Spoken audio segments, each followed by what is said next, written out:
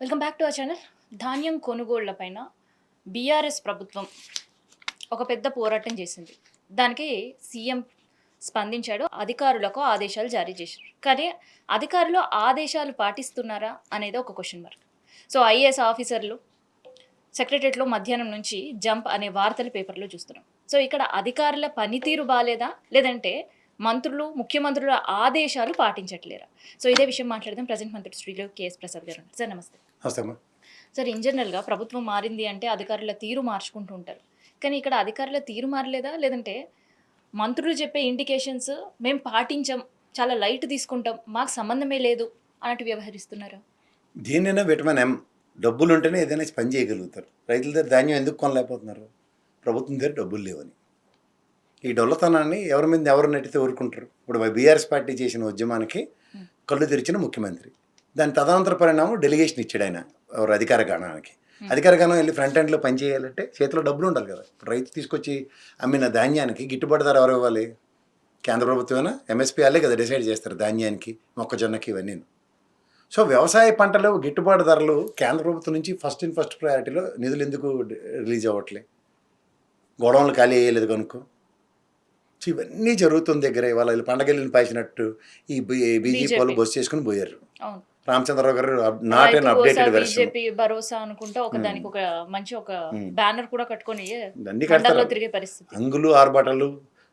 WhatsApp university నుంచి వచ్చిన latest సబ్జెక్టులో వాళ్ళు మించిన లోరు ఉండరు. సరే, ఇక్కడ ఎప్పుడు బీజేపీ ఏదైనా నినాదం తీసుకుంది లేదంటే ప్రజాక్షేత్రంలోకి వెళ్తుంది అంటే ఒక పీక్స్కి మూమెంట్ వెళ్ళి అది మళ్ళీ కిందకి వచ్చి ప్రభుత్వం స్పందించిన టైంలో అప్పుడు వెళ్తారేంటి? మూసీ ఇష్యూ నువ్వు ఏదైనా తీసుకో. అపార్ట్మెంట్స్ సంబంధించిన సెకండ్ ఇష్యూ, రైతులకు సంబంధించిన థర్డ్ ఇష్యూ. వాట్సాప్ యూనివర్సిటీలో వస్తేనే కానీ వాళ్ళకి తెలివితేటలు ఉండవు. వాళ్ళకు ప్రాథమిక అవగాహన ఆ సబ్జెక్టు మీద పూర్తి క్షుణ్ణంగా దాన్ని పరిశీలించి అప్డేటెడ్ వెర్షన్స్ ఏమి ఉండవు. వాళ్ళందరూ అందరూ కిషన్ రెడ్డి డైరెక్షన్లో నడుచుకోవాలి. వాళ్ళు పేరుకి మాత్రమే వాళ్ళకి అధికారాలు ఉంటాయి. ఎవరికి మన రామచంద్రరావు అధ్యక్షుడు, ఇలాంటివన్నీ మనం కథలన్నీ వినాలి అంతే తప్ప ఆ కిషన్ రెడ్డి నిద్ర ఎప్పుడు లేస్తాడో అప్పుడు దాన్ని బట్టి వీళ్ళు పని అవుతుంది. ఇది బీజేపీ వాళ్ళు గ్రహించుకోగలిగితే బాగుంటుంది. ఈ మధ్యలో బండి సంజయ్ కోతాట్లు ఇవన్నీ కూడా గమనిస్తూ ఉంటారు. సో వీటిలో వచ్చి సొల్యూషన్ ప్రాస్పెక్ట్లు ప్రజలకి ఏముండవు. అంచేత అంతర్గత కుమ్ములాట్లు ఈడిస్తే దయాధరం భిక్షలతో గెలిచిన 4-5 కూడా ఊరికి అరవడ పడిపోతూ ఉంటారు. సో ఇప్పుడు ముఖ్యమంత్రి స్పందించట్లేదు అందరు. నిన్న కవితకి ఉన్న ఇంగిత జ్ఞానం కూడా ఇలా లేదా? ఆవిడ వెళ్ళింది కదా కనీసం సెక్రటరీకి వెళ్ళి ఏంద్రాబాయ్ ఏం జరుగుతుందని. వీళ్ళు ఎప్పుడు ఇంకా అప్డేట్ అవ్వాలి. కల్లాల దగ్గరికి వెళ్ళడం అలా ఇప్పుడు ఆల్రెడీ బీఆర్ఎస్ వాళ్ళు చేసేసారు. అన్ని అయిపోయి కదా. అయిపోయిన తర్వాత ఇప్పుడు పరామర్శించడం కూడా BRS they did. They are very updated. So BRS update అయిన తర్వాత కూడా వీళ్ళు అప్డేట్ అవ్వకపోతే చాలా బాగోదని చెప్పి రామచంద్రరావు నిద్రలేచి ఆయన పెరుగానమే తింటాడు. మిరపకాయ ఒకటి నంచుకొని పౌరుషం కోసం అనుమానం రాకుండా బయలుదేరుతారు. బయలుదేరితే అక్కడికి వెళ్ళేసరికల్లా మళ్ళీ దద్దె భోజనాలు రెడీ. ఇవాళ గతవాళ్ళు వెళ్ళారు కదా డీకేశ్వర అరుణమ్మకి, మొత్తం పంతి భోజనాలు బాగా దట్టంగా బుక్కి వస్తారు. ఏమీ ఉండదు వాళ్ళ దగ్గర నుంచి. మా అయితే మా తెలివితేటలు ప్రదర్శించి రేషన్ షాపులకు వెళ్ళారనుకో, నరేంద్ర మోడీ ఫోటో లేదు అన్న దాని మీద బాగా కలిపడిపోతారు. ఇలాంటి పనికిమాలిన విషయాలే తప్ప పనికొచ్చిన విషయాలే ఉండవు. ఈ మధ్యలో మన అదృష్టంగా అక్కడ ఏమైనా రామాలయాలు గట్రా కనబడితే మళ్ళీ పరవశించిపోయి అక్కడ దాని చుట్టే తిరుగుతారు.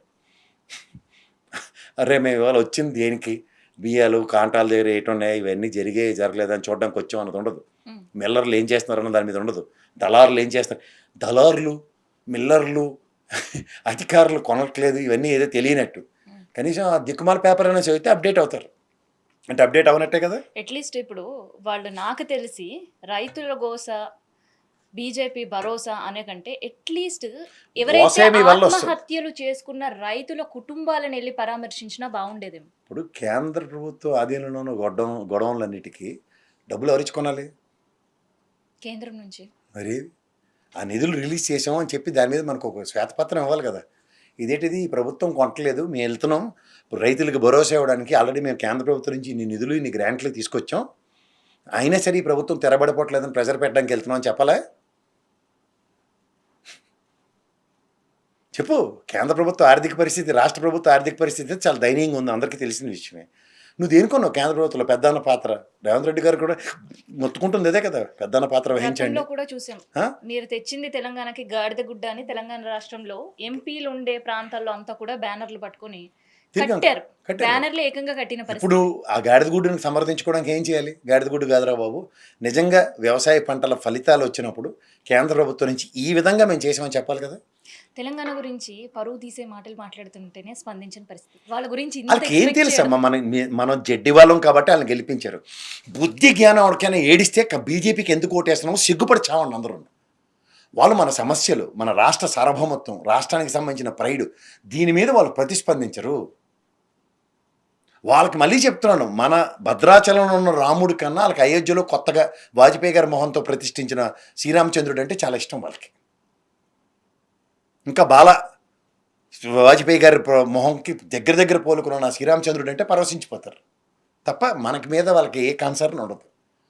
మనల్ని తిరిగి ఇది రాముడు నా మాట అంటాడా, వీటి మీదే శ్రద్ధ వాళ్ళకి. మన భద్రాచలంకి అప్పుడు టూరిస్ట్ మినిస్టర్గా ఉన్నప్పుడు ఎన్ని 10 రూపాయలు ఇచ్చాడో కనుక్కో కిషన్ రెడ్డి. గద్వాలకి ఈవిడ తెగేసుకుని పోయింది కదా వాళ్ళందరినీ తీసుకెళ్ళి పప్పానాలు పోయి తినిపించడానికి. గద్వాలకి 40 కోట్లు ఇస్తే వెనక్కి పట్టుకుపోయాడు కిషన్ రెడ్డి. అవును. లక్షసార్లు చెప్పాను ఈ విషయం. ఏమైంది అంటే రాష్ట్ర ప్రభుత్వం నిధులు ఇవ్వలేదు, ఆయనకి అందుకనే మ్యాచింగ్ కేంద్రం గ్రాంట్లు ఇచ్చిన- ఇచ్చేస్తే వీళ్ళు చేసేస్తారు, కేంద్రం ఇచ్చిన నిధులు మళ్ళీ వెనక్కి తీసుకెళ్ళిపోతారు. తీసుకెళ్ళిపోతారు. మ్యాచింగ్ గ్రాంట్లు కూడా ఇస్తే ఆయన ఉంటే తెల్లచేర ఎందుకు అన్నట్టు మన దగ్గర డబ్బులు ఇడిస్తే కదా ఈ బాధ అంతా. మరి డబుల్ ఇంజిన్ సర్కార్ అంటే రాష్ట్ర ఖజానాలో ఉన్నట్టు జిఎస్టీ అని చెప్పి గడపరెత్తికి వెళ్ళిపోతారు. అయితే ఇక్కడ అధికారుల తీరు గురించి ఒకసారి మాట్లాడుకోవాలి.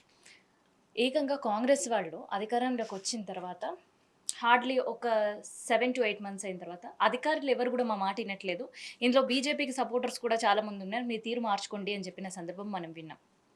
తర్వాత రీసెంట్గా ముఖ్యమంత్రి ఒక 2 నెలల క్రితం ఎవరైతే ఐఏఎస్ అధికారులు నిజంగా పనిచేయాలనుకుంటే పనిచేయండి, ప్రజలకు సంక్షేమ పథకాలు అందియండి, లేదంటే మిమ్మల్ని ఎక్కడ కనిపించని చోటికి మేము పంపిస్తాం, మీ ప్రోగ్రెస్ రిపోర్ట్ మా దగ్గర ఉంది అని. సరే, కానీ ఆ అధికారులు ఆయన ఆదేశాలు ఎంతవరకు పాటిస్తున్నారు? 2 అయితే సెక్రటరేట్ ఖాళీ, 3 నుంచి 5 విజిటింగ్ అవర్స్లో విజిటర్స్ వచ్చిపోవడం తప్ప అధికారులు కుర్చీలో లేరు అని పేపర్లలో వార్తలు. సరే రాశారు, అంత బాగుంది కదా. నేను నీకు ఒక క్లూ ఇస్తా. ఇప్పుడు రేవంత్ రెడ్డి గారు వచ్చిన ఈ గవర్నమెంట్ ఆల్మోస్ట్ దగ్గర దగ్గర 3 ఏళ్ళు. అవును, ఐఏఎస్ ఆఫీసర్ని, ఐపీఎస్ ఆఫీసర్ని ఎంతమందికి ఎన్నిసార్లు స్థానభ్రంశాలు జరిగాయి? జరుగుతూనే ఉంటాయి అవి. అది జరుగుతుంది. నిరంతర ప్రక్రియ. నాకు తెలిసి 3 సార్లు పైచీలకి జరిగాయి. అవును, ఆడ ఒక్కసారి నిలదొక్కోవాలి కదా. ఇప్పుడు ఆడికి ఇచ్చిన శాఖలో ఏం చేసి చస్తున్నారో, ఏముండి చచ్చిందో ఇవన్నీ తెలుసుకోవడానికి కొంత ప్రాపర్ టైం కావాలి కదా. తీరా సర్దుకుని అమ్మయ్య అనుకున్న టైంకి లటక్కని ఎత్తేస్తున్నారు అక్కడి నుంచి. నీకు పని ఎక్కడైనా అవుతుందా? ఇప్పుడు ఇదే రేవంత్ రెడ్డి గారు నినాదం చాలా బాగుంది, నేను చెప్పింది ఆయన. సరిగ్గా పనిచేయని ఏరేసి ఎక్కడికో పంపిస్తాను శంకరగిరి మాన్యాలు అన్నాడు. సరే, పనిచేయని వాళ్ళని ఐడెంటిఫై చేయడం ఆయనకి టాస్క్ చాలా ఈజీ కదా. ఉన్న వాళ్ళందరినీ చీపురు పెట్టి చెత్త యువతలు తుడిచి ఈ మూలకి వేయకూడదటండి వాస్తు ప్రకారం అంటే మళ్ళీ ఆ మూల తుడిచి అక్కడ తొడకూడదటండి 4 మూలలో తిప్పుకుంటూ 2-3 ఏళ్ళ పుణ్యకాలం గడిపేస్తే ఎవరిని నిలదొక్కుని పని చేస్తాడు? 3 ఏళ్ళైనా మంత్రివర్గ విస్తరణ జరగనప్పుడు అన్ని శాఖలు మీకడ పెట్టుకుంటే వీడికి పని చేయాలని శ్రద్ధ నియోజకవర్గం మీద ఎమ్మెల్యేలకి ఉండదు. అలాగే అధికారులను అదమాయించి పని చేయాలంటే లేవా నువ్వు ఎమ్మెల్యేగానే ఉన్నావు, ఇంకేటి చేస్తావు, మాకు ఇంతకన్నా ఇంకేటి లేదు కదా అని వాళ్ళు భ్రమల్లో వాళ్ళు ఉన్నారు. సో ఓవరాల్గా పని ముందుకెళ్తున్నట్ట, ఎక్కడేసిన గొంగలే అక్కడే ఉన్నట్ట. ముందుకెళ్ళడం దేవుడు ఎరుగు, కనీసం ఎక్కడ ఉండే వాళ్ళు అక్కడ కూడా ఉండని పరిస్థితి కనిపిస్తుంది. ఈ మధ్యలో ఉనికించాడుకుని బీజేపీ వాడు ఏదో ఒకటి చేసిమంటారు మమ్మల్ని అనడానికి ఎవరికి సహకరిస్తున్నారో కనుక్కోసారి. ఊరికే బీఆర్ఎస్ అంటే బీజేపీ ఇప్పుడు ఒకటి కాదు, in నాకైతే కాంగ్రెస్ ఇల్లు ఒకటని కొట్టొచ్చినట్టు కనబడుతుంది. సో అంటే బీఆర్ఎస్ మీద కడుపు మంటది, వీళ్ళు బస్సు చేసి పోయారు తప్ప ఆ గద్వాల్లో డీకేరన్నమ్మ గట్టిగా భోజనం పెడదని పోవడం తప్ప వీళ్ళకి దేని మీద శ్రద్ధ లేదు. అయితే అధికారుల తీరు ఇంకా వాళ్ళు కూడా ఇంకా మనం ఈ ప్రభుత్వంలో ఏమి చేయలేం అని ప్రశాంతంగా కూర్చున్నారు. 2 ఏళ్ల ముందే ఒక ఇండికేషన్ ఇచ్చారు వాళ్ళు, చేతులు ఎత్తేసారంటే అర్థం ఏంటి? ఈ గవర్నమెంట్ ఏం కాదు, నెక్స్ట్ ఈ గవర్నమెంట్ రాదని ఒక డిఫరెంట్ ఫీలర్ కొట్టినట్టు. ఇప్పుడు ఎవరికైనా భయం ఎప్పుడు వస్తుంది? మళ్ళీ నెక్స్ట్ గవర్నమెంట్కి వెళ్తారా బాబు, మనం ఇప్పుడు ఆటలాడితే కుదరదు అన్నది భయంతో పని చేస్తారు. నెక్స్ట్ ఇయర్ రావడం ధైర్యం వాళ్ళకే వచ్చింది అనుకో, బ్యూరోక్రాట్స్కి, వాళ్ళు చేసి పని ఇలాగే ఉంటుంది. అంటే ఏకంగా ముఖ్యమంత్రి ఆదేశాలు, ఏటి మీరు ముఖ్యమంత్రి? వెళ్ళి జిల్లాల్లో తిరగండి, ఈ ప్రజలకు దగ్గరగా ముఖ్యమంత్రి ఉండండి అని ఇది ఆదేశాలు చేస్తే అలా కదమ్మా, ముఖ్యమంత్రి ఇది అన్న మళ్ళీ మాటకి ఇంటికి వెళ్ళిపోవాలి అన్నట్టు ప్రశాంతంగా మధ్యాహ్నం వరకు ఉండి 3 గంటలకి వాళ్ళ పర్సనల్ పనులు చూసుకోవడానికి వెళ్ళిపోవడం. నీకు మళ్ళీ చెప్తుంది అదే, ముఖ్యమంత్రి గారికి ఫస్ట్ గాలి తీసింది మరి శ్రీధరన్న. దుద్దల శ్రీధరబాబు వెయిట్ చెప్పి సీల్ కవర్లో ఆయన ముఖ్యమంత్రి అంటే సీల్ కవర్లో నేను మంత్రిని అయ్యాను. పెద్ద తేడా ఉందన్నట్టు ఉద్యోగం, అదొక ఉద్యోగం అన్నాడు. ఉద్యోగం మరి ఉద్యోగస్తులు ఉద్యోగులకి ఏమైనా రెస్పెక్ట్ ఇస్తాడా? ఉద్యోగులకు ఉద్యోగం బాసు, చేస్తున్నాం. ప్రజా ప్రతిష్ఠించుకున్న ముఖ్యమంత్రి. నేను ఎంప్లాయీ నువ్వు ఎంప్లాయీ అన్న కోణం వచ్చినప్పుడు ఎవడెవడికి గౌరవిస్తాడు? సరే, ఐఏఎస్ ఆఫీసర్లు పనితీరు పరిస్థితులు మాట్లాడినాం. చైర్మన్ల పరిస్థితి ఏంటి? చైర్మన్ల పరిస్థితి ఏంటి అసలు? ఒక్క నెల రోజుల్లోనే ముగ్గురు చైర్మన్లు రాజీనామాలు చేసి దండం పెట్టుకొని పోయిన పరిస్థితి. ఇప్పుడు అయ్యకి లేక బర్రెల వెనకాల తిరుగుతుండట, ఆకలేక ఏమైనా గడ్డి అయినా కాకపోయినా ఏమైనా కాయో పండు అది తినిన దాంట్లో ఎవడన్నా అట్టికే పెడితే అది లాక్కొని తినొచ్చు అనుకోండి.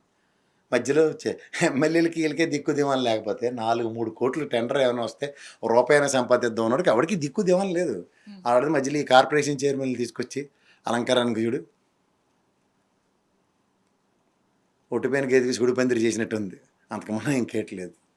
ఇక్కడ మళ్ళీ చెప్తుంది ఏంటంటే, ఈ ప్రభుత్వం తన దర్పంతో ఏదో ఫ్యూచర్ సిటీ అను, అయితే 4 దావూస్ పర్యటనలు తీసుకొచ్చి 4 పోస్టర్లు బ్యానర్లు పెట్టి అడవాటు చేద్దాం, లేదంటే 4 ఇంటర్వ్యూలతోనూ వాటితోనూ ప్రజల్ని ప్రస్తావించేద్దాం, మధ్యలో బీజేపీకి ఎవరికి అనుమానం రాకుండా జాగ్రత్తగా మేము దొరకకుండా పనిచేస్తాను, మీరు దొరికినట్టుగా నటించండి అన్నట్టుగా ఇవాళ బీజేపీ వాళ్ళని పంపించడం, ఇవన్నీ చూస్తుంటే ఈ హ్యాండ్ ఇన్ గ్లోవ్స్ ప్రభుత్వం ఎలా నడుస్తుందో, ఇది ఖచ్చితంగా డబుల్ ఇంజిన్ సర్కార్ అన్న డౌట్ ప్రజలకు ఎస్టాబ్లిష్ అయిపోయింది.